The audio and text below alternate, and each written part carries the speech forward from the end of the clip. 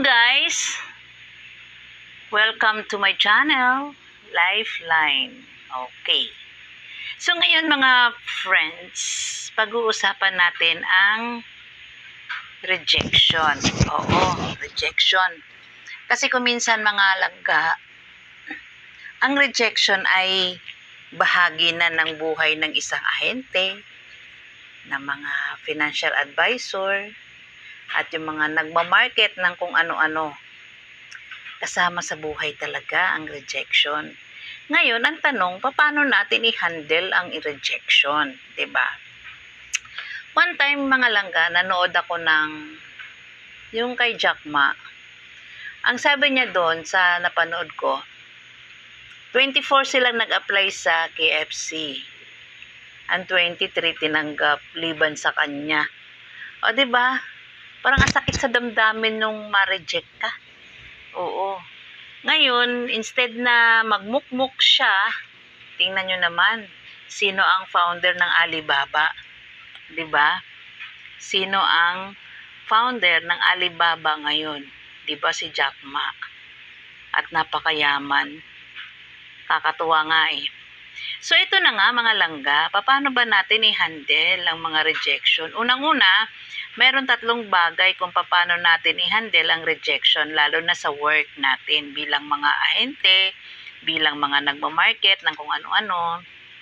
Sabi, wag daw natin i-personalize. Hindi lahat ng nagsabi ng no ay tungkol sa'yo. Minsan, timing lang, budget o hindi pa nila priority. Tandaan, rejection is redirection. Hindi ka bawasan ng kahalaga mo. Unang halaga mo. O 'di ba? Kung na-reject man tayo ngayon, hindi 'yun kabawasan ng ating pagkatao. Oo, medyo masakit, medyo nagsi-self-pity tayo, pero hindi 'yun kabawasan ng pagkatao mo. Opo. Pangalawa, matuto tayo sa rejection. Tanungin natin ang ating sarili. Ano ang pwedeng i-improve?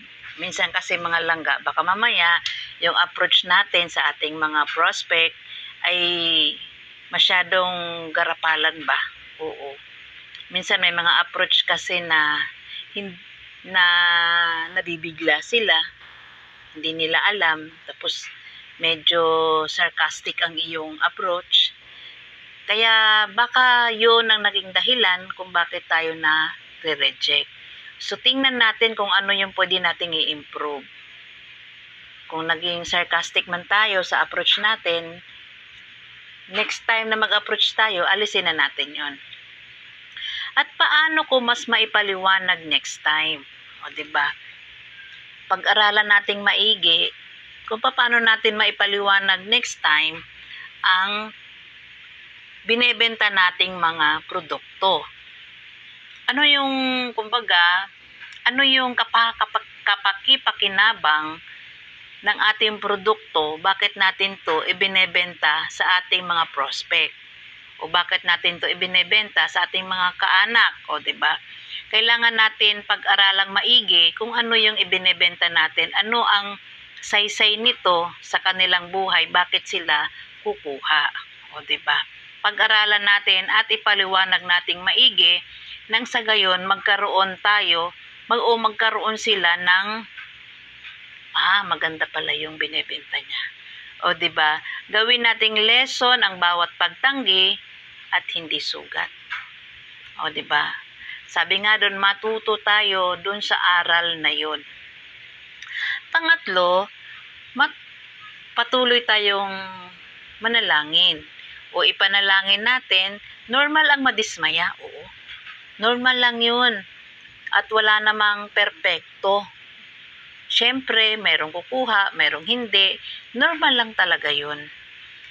Pero wag titigil. Wag tayong tumigil. Dahil pag tumigil tayo, dahil doon sa rejection na naramdaman natin sa kliyente natin, titigil na tayo. Paano naman yung ating hanap buhay, di ba?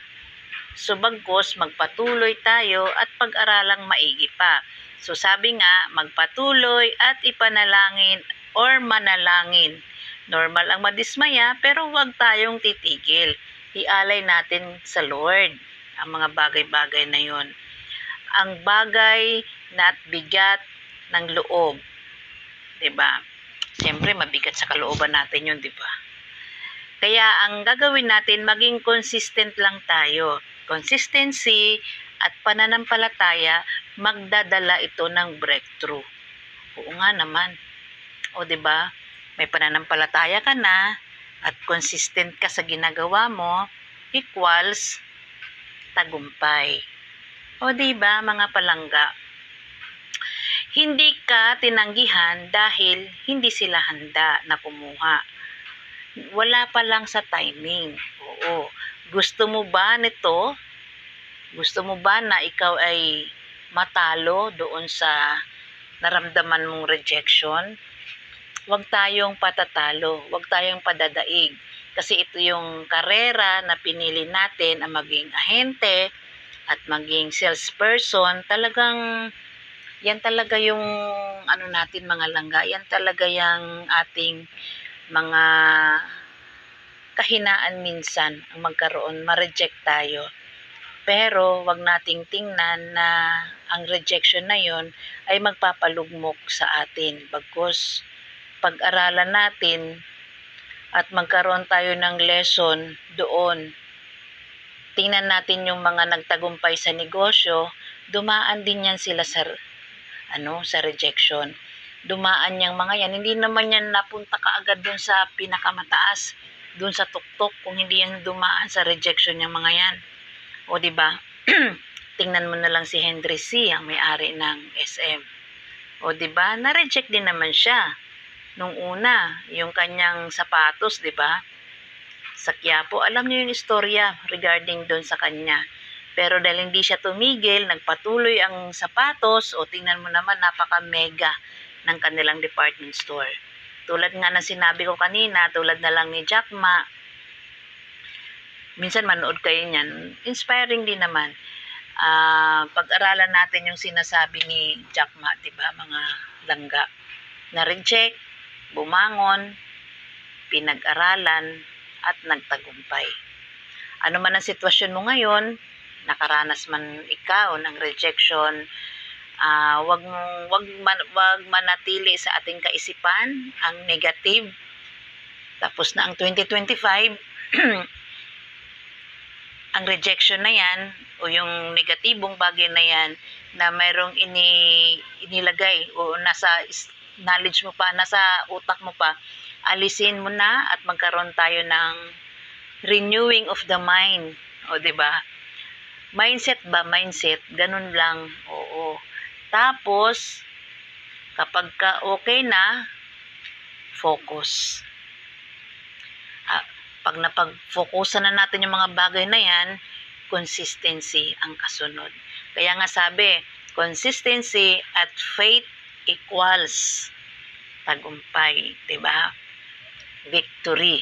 O 'di ba? Hindi man natin makikita ang tagumpay ngayon, eventually in the long run, makikita na lang natin, ay, nandito na pala ako sa taas. Pero tandaan natin, kapag tayo ay nasa taas na, matuto tayong tumingin o lumingon sa pinanggalingan natin. Bakit? Dahil yung pinanggalingan natin, yan yung naging stepping stone kung bakit tayo nakarating sa taas. So, yun lang mga langga. This is your Lifeline, Ate Virgie. Bye-bye! Happy second day of the month of the year 2026. Paalam. God bless you all. Peace.